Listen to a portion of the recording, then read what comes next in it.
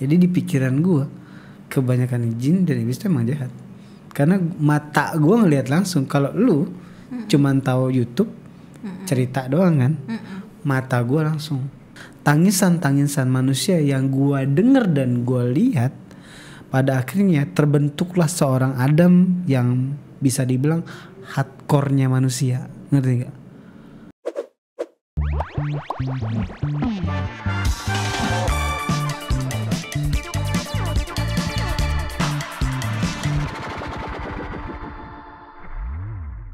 Hai teman-teman SGN, balik lagi bersama aku Sally, Adam Lucius.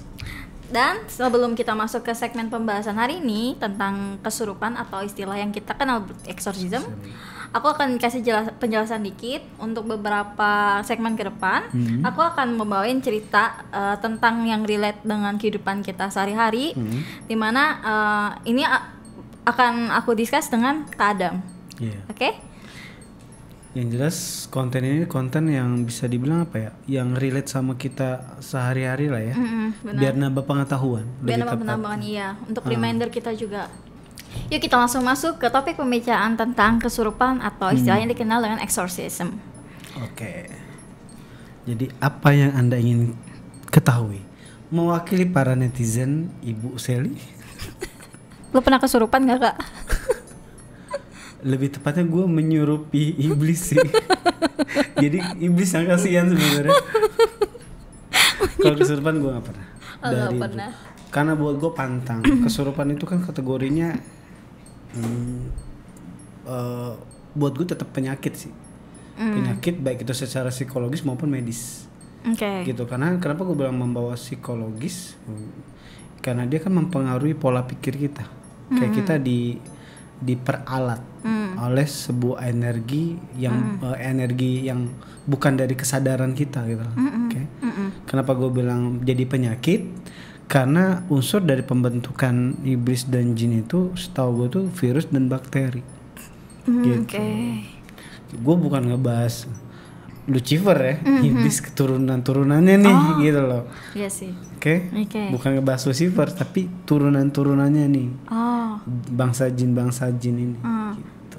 Nah, lu bilang tadi kan itu mempengaruhi fisikis sama medis kan. Nah, kalau dalam medis nih, gue mau tanya, orang kalau habis kesurupan pasti kan akan istilahnya tuh, kalau kita biasa lihat di film-film ya, yang kalau yang gue lihat itu bahkan ibaratnya ada yang nyakarin diri sendiri atau istilahnya melukai diri sendiri lah sama tulang, apa sih, organ-organ tubuhnya, tulangnya gitu loh, Kak. Pas kesurupan. Ya, setelah kesurupannya dia itu tuh after effect dari badannya yang rusak tadi, misalnya patah tulang atau misalnya ada organnya dia sampai muntah marah gitu, ada yang rusak atau gimana, itu after effectnya masih mempengaruhi nggak sih? Masih. Oh, masih ya? Masih mempengaruhi. Oh, jadi kalau misalnya udah patah tulang gara-gara kesurupan, ya udah berarti ya udah patah tulang.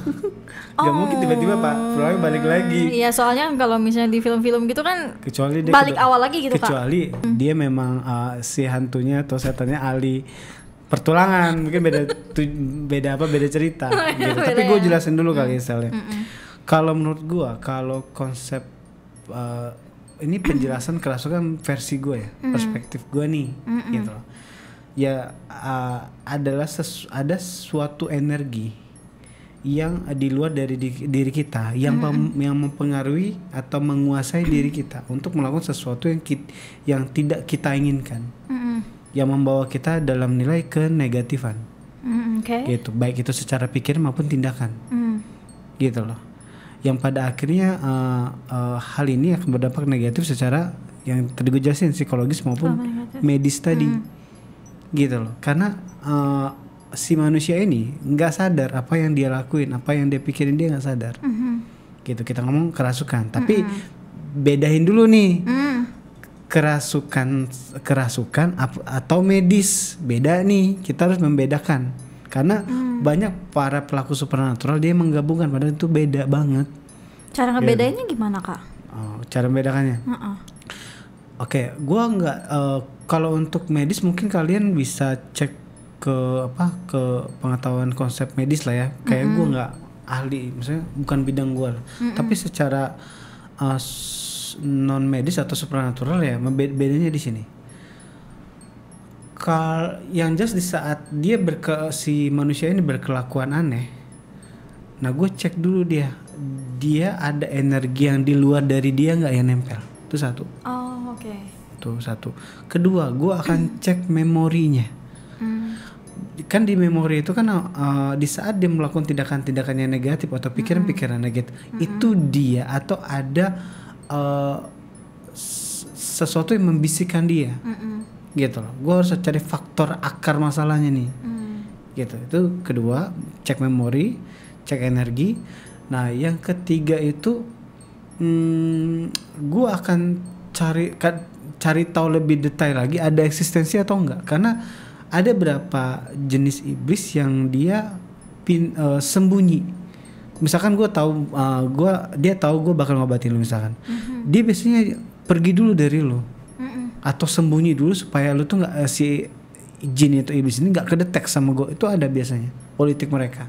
Oh, oke. Gue harus cari, bener-bener gue cari poinnya di situ. Kadang mereka seolah medis padahal mereka tuh ya sedang kategori ya sakit non medis gitu loh. Nah terus ya mungkin secara supranatural gue ngeceknya seperti itu kurang lebihnya berdasarkan energi ya. Iya, karena kalau kita ngomongin medis harusnya nggak ada energi itu dong. Iya nggak sih? Bener sih. Berbalik. Bener. Harusnya nggak ada energi, nggak ada bisikan dan nggak ada eksistensi energi di luar dari manusia itu. Gitu. Nah biasanya gue membedakan lagi kalau medis di saat gue cek memori itu kan berarti yang timbul pasti masalah. Nah secara medis kalau misalkan membedakannya. Terus kalau gue cek secara medis terkadang kan ada anomali energi kadang-kadang di punggung belakang nih kebanyakan. Misalnya di bagian orang itu ada Pak? Ya mungkin anomali energi kayak mungkin ada darah kesumbat atau apa segala macam di sini nih. Oh, di bagian leher belakang ya? Ya kedetek energi anomali yang berada di bagian kepala manusia tersebut gitu loh. Atau klien gue lah. Gitu. Untuk membedakannya ya. Makanya kadang-kadang nggak dia kayak 11-12 tapi sebenarnya kalau ditelusurin beda, jauhnya beda. Ya sih. Gitu. Kita harus kayak memang jeli. Makanya itu gue selalu kayak nggak harus gue nggak bisa menyamakan setiap kasus per kasus solusinya sama tuh gue nggak bisa. Gue harus kayak nyari tahu dulu klien ini kasusnya apa. Makanya kadang-kadang di saat klien istilah kasar ngecek, nah gue minta fotonya, minta namanya, gue cek dulu, gitu loh. Karena jujur kalau udah medis, ini terkadang kan di luar dari kemampuan kita ya. Biasanya gue bilang ini medis, gitu. Gue nggak mau medis terus gue bilang ke supernatural, gue nggak mau. Berarti gitu. kalau misalnya itu udah masuk ke ranah medis, lu sarankan dia untuk pergi ke ini? Iya, karena gue batuk aja kemarin gue ke rumah sakit soalnya. Gue tuh rumah sakit gitu karena gue masih manusia soalnya gitu. Ya kali-kali panggil cinta. Karena gue kecapean, gue butuh vitamin gitu, gue butuh obat gitu. Gitu sih. Kalau misalnya after kesurupan itu mempengaruhi secara biologis tuh apa aja kan? After effect nih habis kesurupan kan secara medis kan ada kan. Nah secara psikologis nih apa dia after effect habis kesurupan? Biasanya itu mereka tuh akan gampang ngeblank efeknya. Ibaratnya gini, di saat orang kerasukan orang itu kayak seolah-olah harus dipaksa mikirin sesuatu yang keras banget, yang bikin stres banget, yang emosinya tinggi banget, iya kan? Orang kan emosi tinggi banget. Iya benar, emosi tinggi. Sedih banget. Nah ini kan ngerusak saraf. Senang berlebihan juga itu termasuk ya? Ya mungkin seneng, sedih, marah berlebihan yang pada intinya harusnya rasa itu nggak berada di titik yang maksimal karena di saat dipaksakan itu akan jebol. Nah di situ biasanya orang kalau udah habis kerasukan habisnya stres, capek, lelah, kayak gimana ya, nggak menentu perasaannya dia akhirnya. Campur secara ya? Fisik, secara perasaan dia lelah. Gitu loh. Biasanya dia nggak bakal bisa fokus. Pada akhirnya ke depannya itu dia nggak bakal bisa fokus. Dia mau kerja susah fokus, dia mau belajar susah fokus, dan beraktivitas pun gampang susah fokus. Untuk bikin hal-hal yang sehari-hari aja susah fokus. Kalau dibiarin lama, ujungnya dia akan ke medis. Karena balik lagi sarafnya rusak.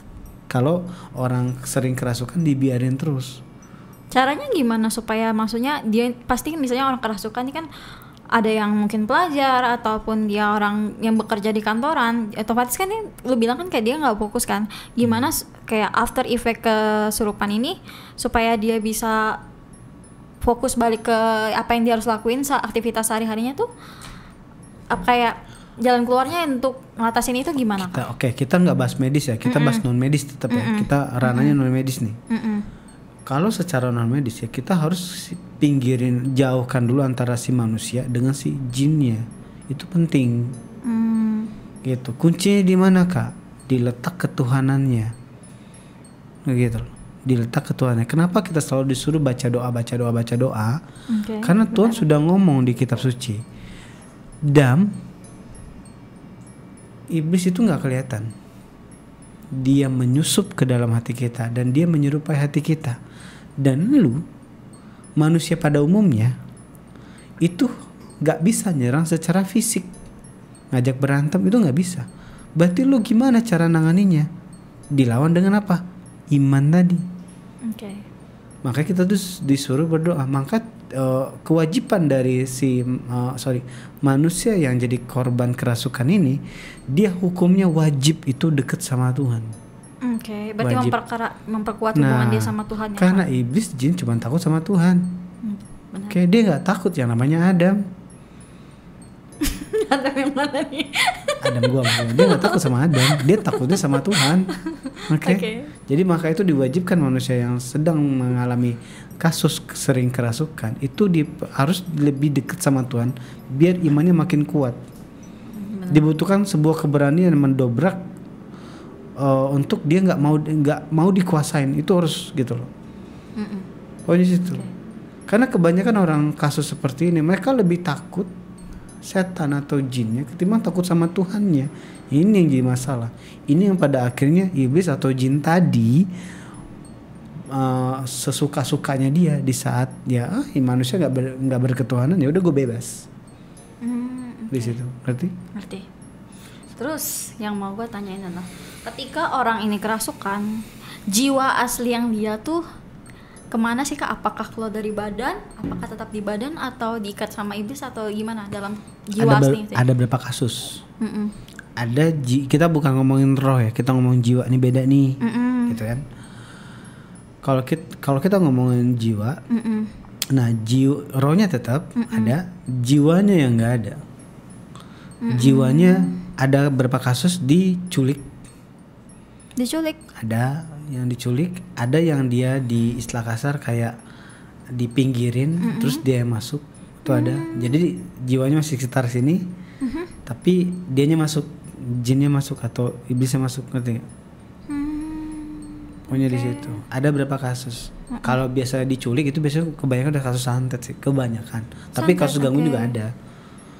Berarti kalau diculik nggak bisa balik dong ya Kak, berpotensi nggak bisa balik gitu ya? Nah disinilah yang kalian harus sadar gitu, konsep kayak santet. Nah santet itu kan prosesnya tuh kayak gini nih, misalkan gini, Ferdi nyuruh Kadam nyantet kamu nih misalkan ya. Contoh nih, kameramen suruh nyantet lu gara-gara dia suruh minta tolong gua, suruh nyantet lu karena dia patah hati sama lu misal kan. Oke? Masih gua pantau. Terus Oke. Nah, dia bayar gua. Oke. Dia bayar gua. Terus walaupun gua enggak menerima jasa ini ya, cuman menganalogi aja, analogi contoh doang. Nah, gua hari malam ini akan nyuruh jin gua atau iblis yang gua pelihara untuk ngambil jiwa lu. Jadi pada malam gue suruhnya sore berangkat. Nah dia akan mantau lo sampai lo tidur. Nah di saat lo tidur barulah proses pengambilan jiwa itu terjadi. Oke?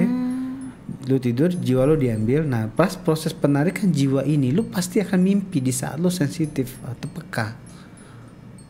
Oke? Pas ditarik ibaratnya tuh antivirus, anti kasar ya, kayak radar lo tuh langsung memperingatkan. Oh iya, radar. Secara mimpi bahwa ada sesuatu yang nggak baik. Yaitu mimpi apa Kak? Mimpi ular, mimpi kesasar, mimpi diculik, mimpi ketemu sesuatu, mimpi yang pokoknya yang agak nggak wajar. Nah di saat itu ya itu udah menyimbolkan bahwa radar bawah sadar lo atau pertahanan diri lo dalam masalah, ada something yang berbahaya nih. Nah proses itu tetap berlanjut dan dia menculik jiwa lo. Nah di sini lo akan merasakan beberapa momen kayak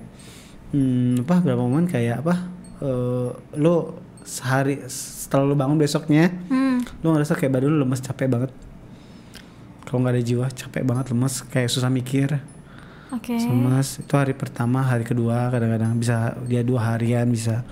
Nah hari ketiga, hari keempat makin aneh, makin nggak bisa mikir, masih nggak bisa fokus. Seminggu kemudian itu kayak orang antara pengen mati pengen hidup, rasanya kayak aneh. Berapa klien yang gue tanganin rasanya seperti itu. Ada keinginan untuk bunuh diri gitu? Apa gimana? Bukan bunuh diri, kayak antara mau hidup dan mati, kayak nggak penting hidup lo. Oh benar-benar kosong gitu ya? Kosong. Ditambah lagi nanti dia stimulus yang negatif-negatif ke lo. Untuk lo mungkin bisa aja bunuh diri ataupun sesuatu yang ya ujungnya mengarahkan lo ke tindakan yang negatif. Kan? Nah jadi poinnya di situ bisa dibilang tadi. Jadi kalau yang jiwanya ke bawah atau diculik ini, kalau cara lu pribadi nih untuk ngebalikin jiwa itu ke badannya gimana Kak? Ya pasti gue harus berhadapan sama jin atau iblisnya dulu. Itu pasti kan dia yang ngurung. Oh, kalau misalnya jin itu atau iblisnya yang dipelihara sama si dukunnya itu, apakah berefek juga sama si dukunnya yang lu juga itu? Ada enggak, ada iya. Tergantung. Lo beli yang ada paket, ada 2 paket nih. Yang paket umum ya. Satu paket lo cuma menderita, paket kedua lo harus mati. Kalau yang harus mati, dia biasanya istilah kasar tuh ya, dia akan follow up dan pembayaran terus. Beda kalau paket yang lu menderita doang, biasanya sekali kirim udah. Gitu loh. Karena gue pernah sering ngadepin beberapa yang harus mati, kayak ya lu harus karena dia akan ngirim terus. Yang harus mati itu apa? Yang selevel jin apa iblis? Yang harus mati. Ya bukan ya banyak faktor yang harus dihitung. Spek jinnya, spek pelaku supernatural yang ngirimnya, spek manusia yang jadi korbannya, itu dihitung semuanya. Kalau merumus-rumuskan gitu loh. Poinnya di situ. Karena gue mempelajari semua hal dulu. Zaman-zaman gue dulu gue pelajarin, makanya gue tahu banyak. Gitu. Tahu banyak gue. Karena buat gue tuh konsep belajar gue tuh adalah cobain, eksperimenin. Gue sigil, gue buat segala macam, gue buat semua dulu konsepnya. Pokoknya ya konsep misalkan gue bikin sigil pemanggilan, iblisnya keluar, gue tabokin gitu. Jadi berantem ya lo di situ. Iya. Kayak ada kering tinju ya. Iya, kalau nggak gitu gue nggak pinter. Balik lagi, lapangan tuh guru terbaik buat gue. Di situ lo tahu. Makanya kalau gue nggak eksperimen, gue nggak belajar di lapangan, gue nggak akan tahu banyak. Dan gue nggak akan bisa ngedukasi tuh, nge-share kalian informasi yang positif. Yang pada akhirnya ini berguna nih suatu hari buat kalian. Kita kan nggak tahu. Di situ. Karena kalau dibilang masa sih Kak masih ada kayak gitu, ada banget. Ada banget. Gitu. Sayangnya dia nggak kelihatan aja, jadinya kayak nggak ada. Di situ. Ada. Ngerti? Kak, tadi lupa mau nanyain gua. Ini misalnya contoh nih, gua nih target nih, atau misalnya gua nih mulai nih tanda-tanda mau kesurupan misalnya. Gua untuk mengantisipasi nih sebagai sasaran untuk dimasukin sama jin ataupun iblis, untuk mengantisipasi supaya gua tuh nggak kesurupan, itu gimana Kak? Oke, kita ke poin penting dulu. Lu deket sama Tuhan apa enggak? Karena itu tameng atau perisai terkuat untuk lu nggak diganggu dan nggak kesantet.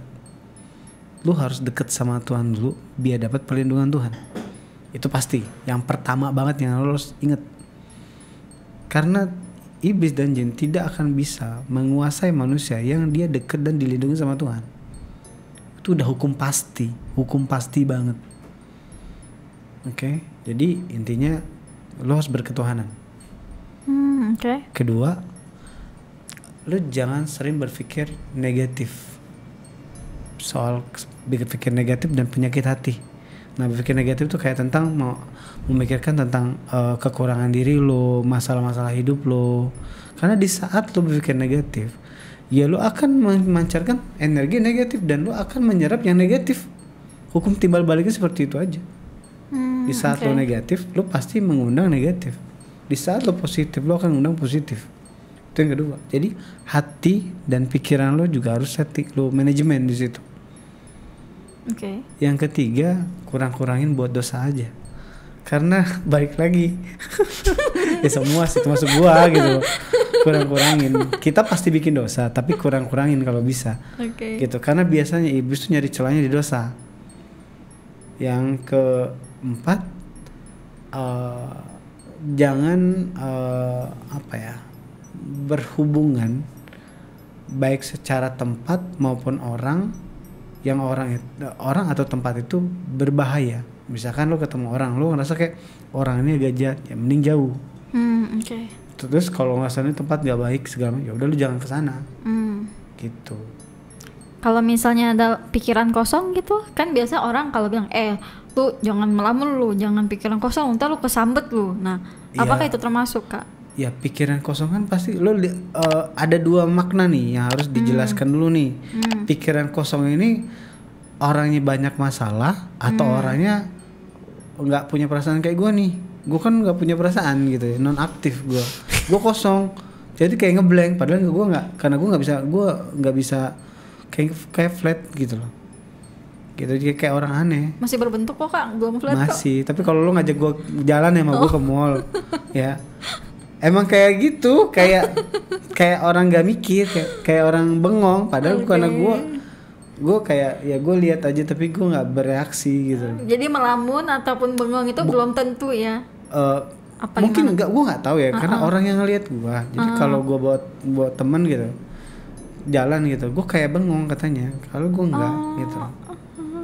Begitu kayak cuman kayak karena ini kosong. Jadi kayak ya otak gue aja yang kayak ngelihat kanan kiri gitu. Belum tentu lo bisa kesambet ya. Ya enggak, ya kalau kesambet sih ya kasihan sih, jinnya yang kasihan. Takutnya dia nggak bisa keluar. Ngerti gak? Dimakanin ya sama lu ya. Iya gak sih, dia kesambet ke gue nih. Takutnya dia yang nggak bisa keluar.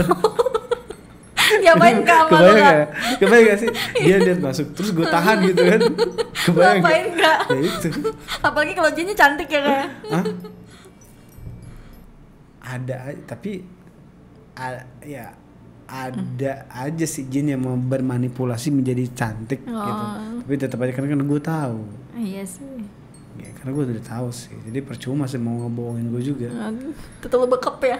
Iya. Gitu. Manusia asli aja kadang-kadang udah tahu sih hatinya gitu. Iya benar sih. Gitu. Jadi udah keburu tahu. Oke. Gampang kan ngeliat oke, gue tahu maksud lo gitu kan. Gak enaknya deket gue begitu sebenarnya. Oke, lanjut lagi nih Kak. Selama sepengalaman lo nih nanganin tentang kasus kesurupan, gue pengen tahu media apa aja sih yang lo pakai untuk ngusir jin atau iblisnya ini?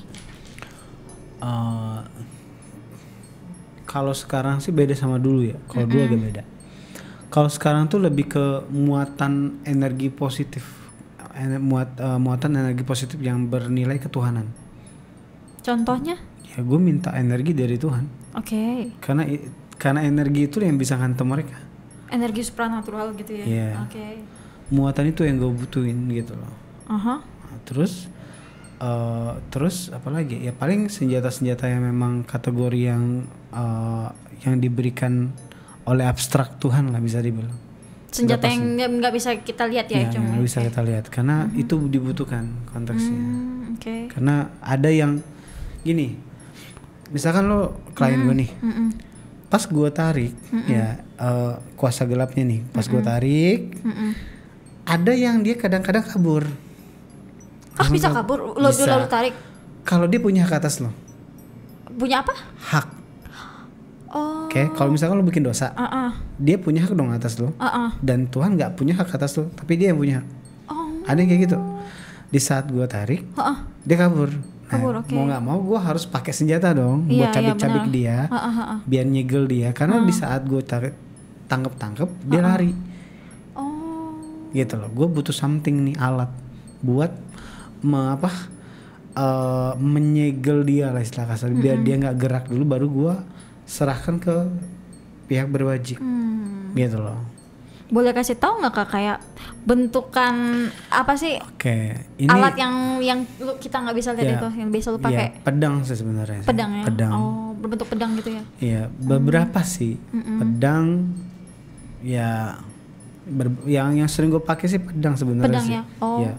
Manifestasi gue pedang gitu, energinya gitu. Tapi pedang bukan kayak pedang besi ya. Bukan. Gue taunya Excalibur Kak. Bukan, tapi pedang tapi ujungnya energi semua nih. Gitu. Lo tau Chidori-nya Sasuke nggak? Yang listrik. Tahu. Nah, kayak gitu Photon semua. Sword gitu ya Kak? Nah. Jadi, keren dong. Karena di saat gue cucuk. Terus gue cucuk nih. Kayak gue kenal ya cucuk. Ketusuk, dia nggak gerak. Jadi kayak ini pedang memang pedang buat nyegel. Bukan pedang buat nyegel. Jadi dia kalau ketusuk tuh dia nggak gerak. Nah itu baru gue serahin. Dan kebetulan gue juga punya penjara yang kayak Alcatraz yang susah untuk lepas. Tapi buat iblis dan jin doang gitu loh konteksnya. Karena kalau mereka nggak disegel, mereka tuh biasanya ganggu lagi. Berarti banyak nih di penjara nama lu nih. Banyak banget stoknya. Dari lu bayangin gue mulai dari 2009 sampai dengan sekarang. Makanya gue bilang iblis tuh pengen banget gue mati.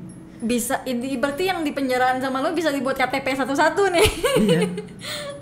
Iya, udah banyak banget.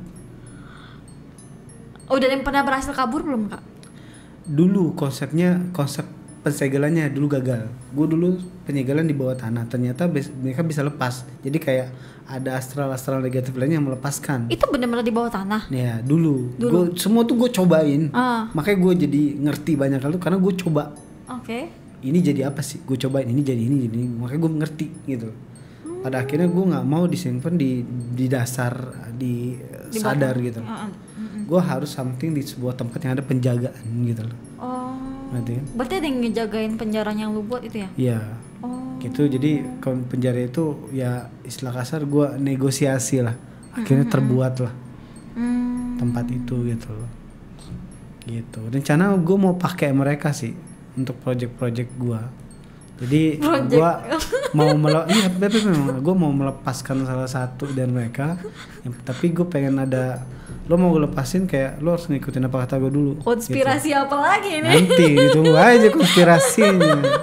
Konspirasi ada musuh apa lagi aja. Nih? Project konten berikutnya yang bakal mind blowing sih.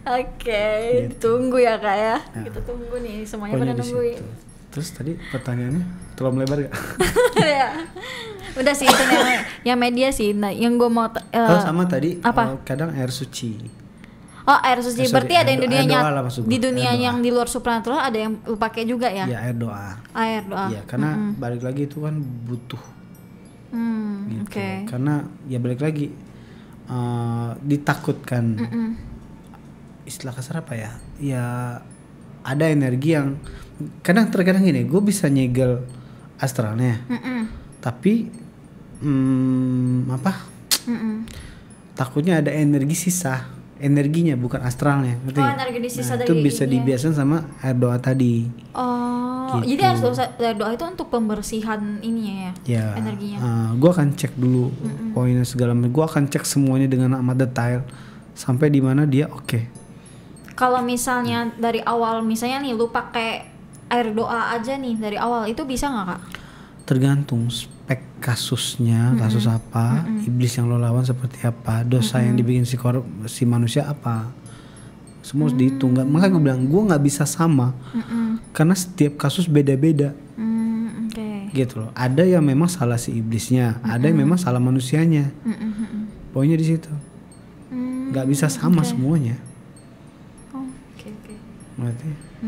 Jadi bener-bener gue harus kayak secara kerja secara profesional, walaupun dunia supernatural, tapi gue mau kerja secara profesional.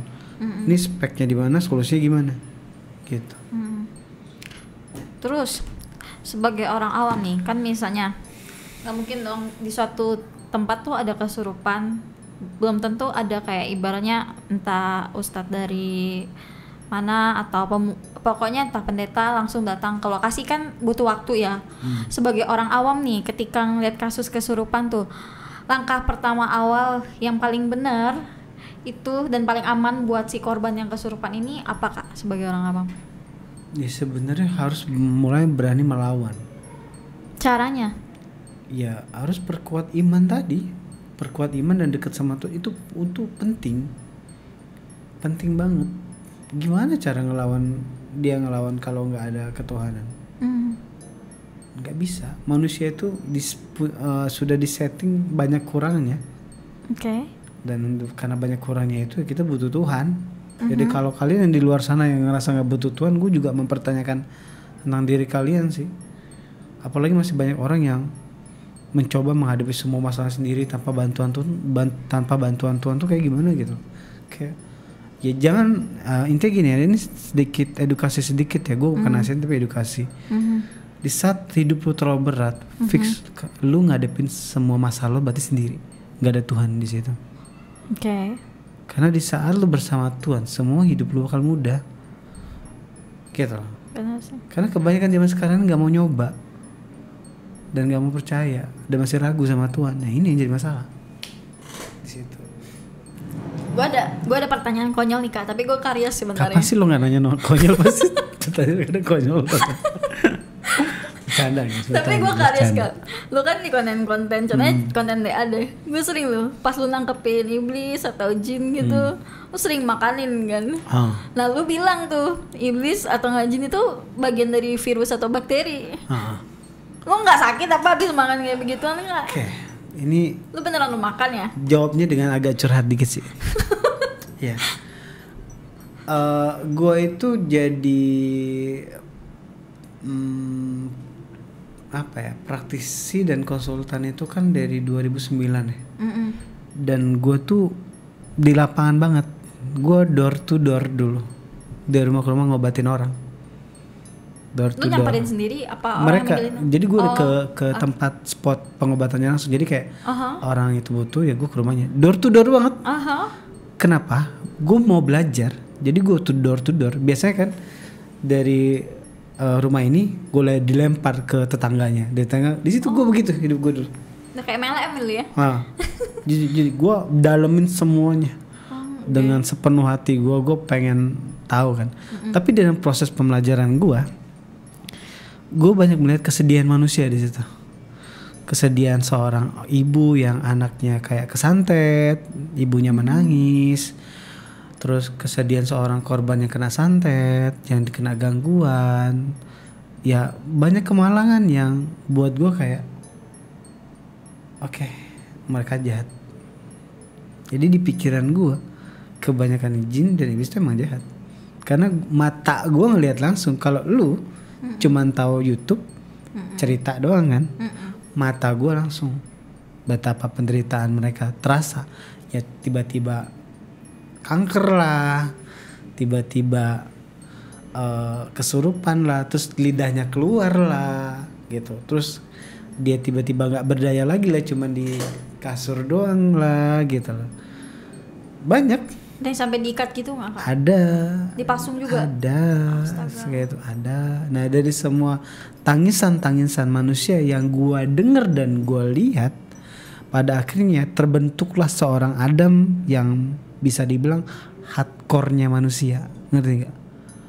Garis kerasnya manusia. Terbentuklah di situ. Kenapa gua kesel banget sama mereka? Ya itu. Karena, berawal dari situ ya. Tapi ya kebanyakan kalian semua termasuk yang nonton, kalian tahu dari YouTube doang kan? Tahu YouTube gitu kan?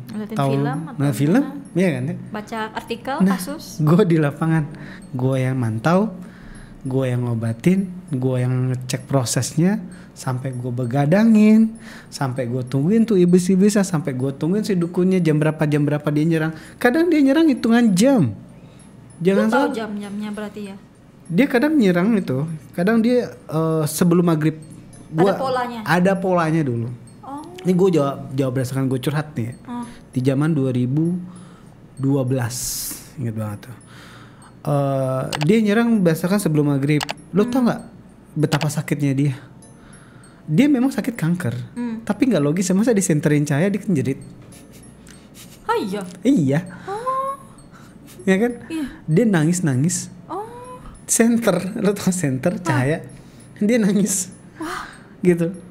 Dia nangis. Nangisnya jerit gitu. Iya, pas dimatiin senter enggak, tapi dia sadar. Waduh. Kalau medis kan enggak. Aha. Masa iya orang medis kena senter nangis? Iya, sakit sakit katanya. Dia nangisnya sakit kayak ada yang nusuk. Gitu, kayak Nah, gue harus mantau dia. Itu kadang sebelum maghrib. Nanti dimulai lagi nanti jam ini tentatif, yang nanti 10 jam 11 tentatif, kadang iya kadang enggak. Yang pastinya itu jam 1 ke jam 2. Jam 1 jam 2. Terus nanti mulai lagi sebelum subuh. Mulai lagi. Dan gue begadangin, gue tidurin.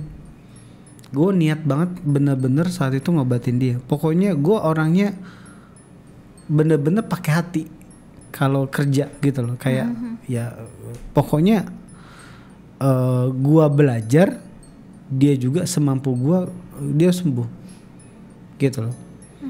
Tapi kasus-kasus klien memang udah pasti meninggal, biasa gue udah lepas tangan tuh biasa duluan.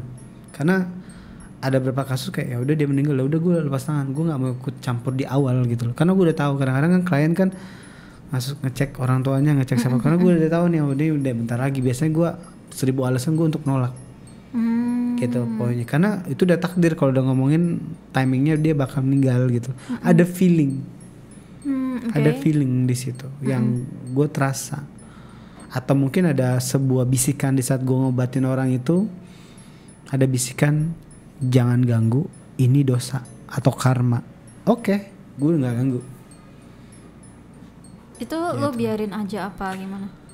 Ya gue udah kalau udah bisikan gitu betul udah ngomongin abstrak Tuhan. Gue nggak mungkin ngelawan Tuhan. Iya sih. Gitu udah ibaratnya mungkin ya manusia udah nggak termaafkan mungkin. Ya gue kan nggak tahu kasusnya dia kan. Yang tahu kan Tuhan. Ya pencatatan Tuhan gue mah nggak tahu. Gitu, tapi gue punya feeling di situ. Ini orang ini gak usah ditolong. Ya udah. Ada beberapa kasus kayak gitu. Jangan salah. Di situ. Pokoknya dari 2009 sampai dengan tahun sekarang, mata gua selalu menyaksikan yang pahit-pahit, yang kategorinya berhubungan dengan santet, gangguan jin segala macam bla bla bla. Ya pada akhirnya terbentuklah Adam yang sekarang. Disinilah kenapa gua ada rada-rada jadi jahat kepada mereka. Dengan cara gitu. Memakan itu tadi. Bukan kalau ya makan yang gua makan sebenarnya bukan something yang sesuatu yang spesial, enggak. Gue kesel aja, nggak ada faedah sebenarnya, jadi nggak usah diikutin sebenarnya. Efeknya tuh ke badan lu, ke fisik lu secara lahiriah tuh ada? Pasti, kan balik lagi, ibarat virus, bakteri gue makan, tahu?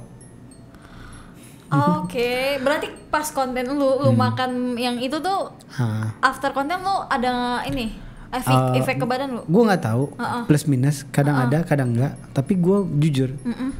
Kekesalan gue mungkin di titik yang sulit untuk nerima keberadaan mereka yang punya niat jahat kepada manusia.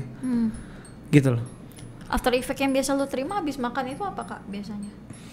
Kalau misalnya kena efek ke badan lo secara lahiriah. Sebenarnya medis gue memang ujungnya di paru-paru sih. Paru-paru ya seringnya ya. Gitu loh. Jadi memang kalau gua nggak jaga, jadi gampang sakitnya di situ sebenarnya. Tapi ya udah, itu sensasi sensasi sendiri buat gua. Jadi seorang Adam gitu loh. Berarti kalau dari tahap dimakan tuh udah gemes banget ya sama ini ya. Iya. Gimana sih gitu loh? Karena ya balik lagi, memang ada jin yang baik, ada. Dan gua nggak pernah ganggu, gua nggak ikut campur urusan mereka. Urusan gue. Tapi gue akan berdampak jahat atau negatif di saat kejahatan iblis itu berjalan di situ. Poinnya. Jadi ya mungkin jangan heran gue jadi kayak di saat gue bertemu mereka gue jadi mungkin istilahnya hardcore masuk gak sih? Hardcore ya, of masuk course. kan ya? Masuk kok. Jadi ya gue jadi seorang seperti itu gitu. Karena tangisan manusia karena efek kejahatan dari iblis dan jin, manusia terus jadi ya menderita, sedih. Mata gue jadi saksi. Nah kalau wajar kalau kalian kan nggak melihat, nggak tahu prosesnya, nggak tahu yang terjadi. Iblis tuh ngapain aja, kalian kan nggak tahu. Kalian kan cuma tahu dari apa yang gue ceritain, tahu dari YouTube semua, tahu dari gitu-gitu doang. Nah gue tahu banyak hal. Apa sih yang kadang nggak tahu? Di situ. Jadi jangan aneh, gue terbentuknya seperti ini. Gue terbentuk dari sebuah tangisan manusia yang jadi korbannya para iblis dan jin jahat. Oke, itu sih. Kok jadi serius gini sih? Oke, kita jadi bercanda. Lanjut. Terus ngomongin pola yang sama yang lu hadapin jin sama iblis tadi, itu sampai sekarang masih sama nggak? Pola apa? Pola jamnya mereka nyerang. Masih sama untuk pola waktu. Pola waktu masih sama ya? Nggak ada perubahan. Oke. Gitu. Maksudnya perubahan nggak signifikan. Kenapa harus ada pola itu, Kak? Ya karena momen-momen ya mungkin di sebelum maghrib sama di tengah malam energi mereka tuh makin kuat sebenarnya. Jadi pada momen waktu tertentu energi mereka tuh meningkat. Pernah kan misalkan lo jam 7 ke jam 10 jam 11 tuh masih enak. Dari 2 jam 12 ke atas itu beda kan hawanya. Jadi memang ada unsur energi di waktu itu, energi mereka meningkat. Jadi waktu juga menentukan energi peningkatan mereka. Itu emang ada. Oh, terus kalau misalnya dengan beberapa kasus yang diserang pas lagi ibadah, itu gimana, Kak? Hah?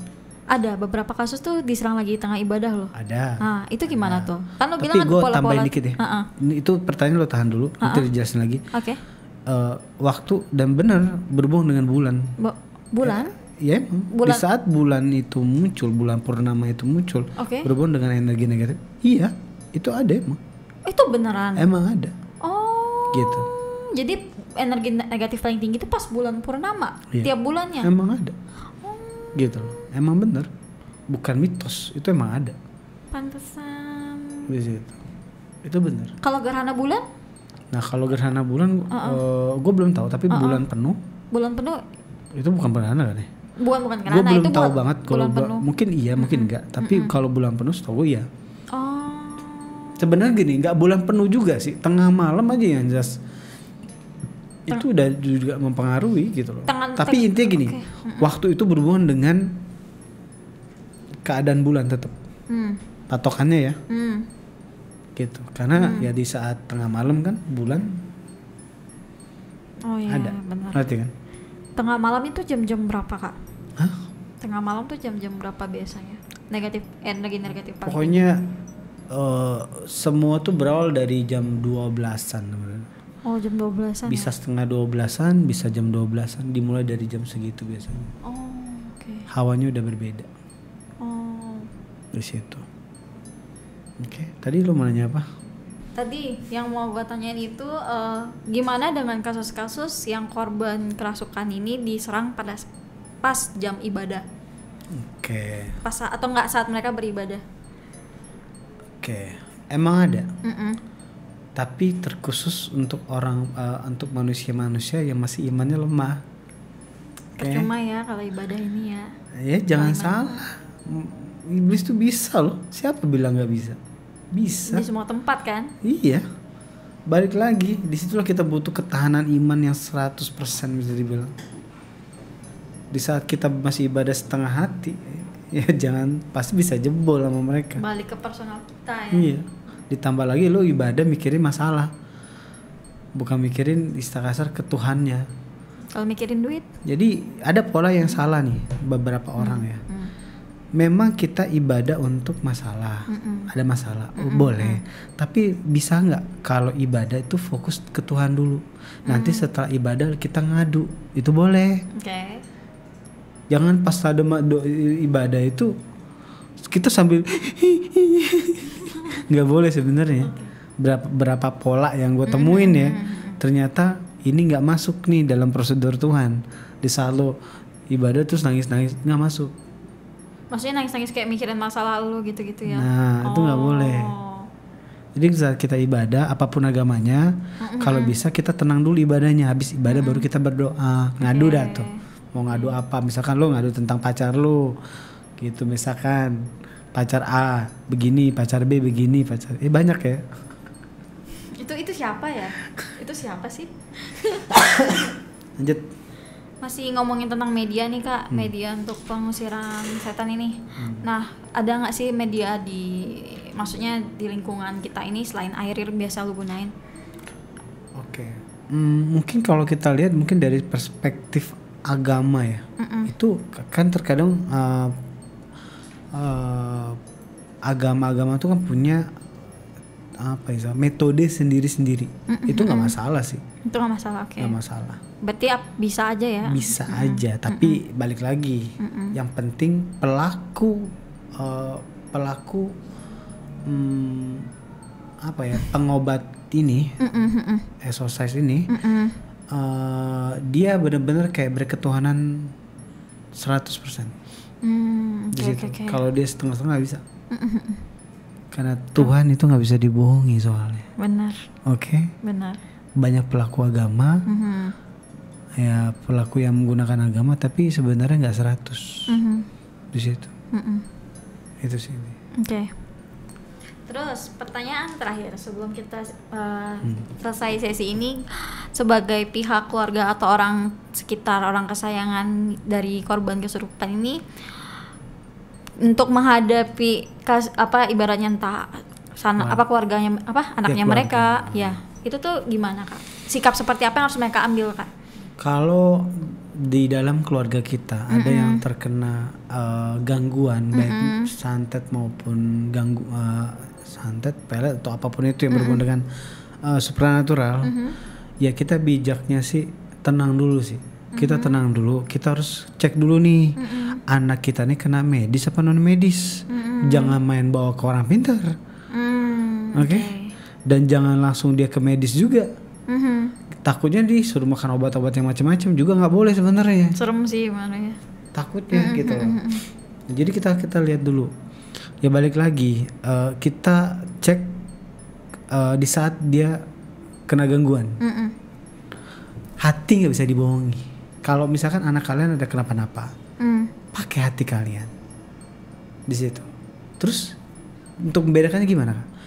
Gue saranin, misalkan nanti next lu punya anak, gitu loh. Misalkan gue jangan lu deh. Ibaratnya sih A adalah orang tua, B adalah anak.